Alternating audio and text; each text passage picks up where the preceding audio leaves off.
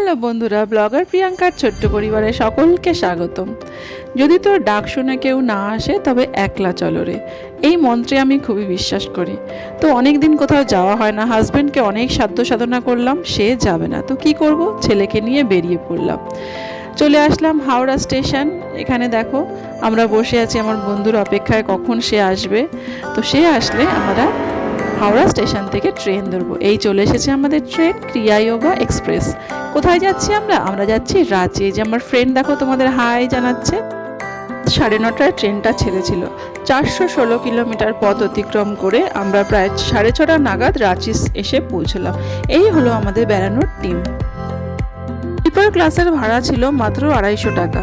তো সকাল 6:30টায় ট্রেন থামলো। যেই প্ল্যাটফর্মে ট্রেন থামবে ঠিক তার উল্টো দিকে ওভারব্রিজ দিয়ে চলে আসতে হবে, সেখানেই রয়েছে এক্সিট পয়েন্ট।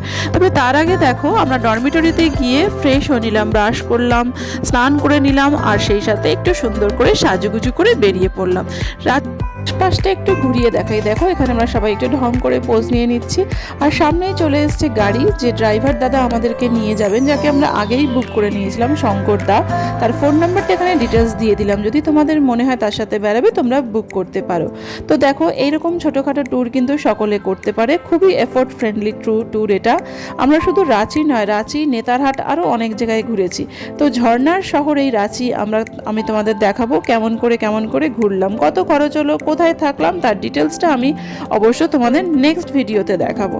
তো বন্ধুরা, তোমাদের যদি আমার চ্যানেলটা ভালো লাগে তো please please please like share subscribe করে দিও। আর মাঝে মাঝে যদি একটু বেড়াতে না যাও তাহলে জীবনটা কিন্তু খুবই বোরিং হয়ে যাবে। সকলে খুব ভালো থেকো, বাই।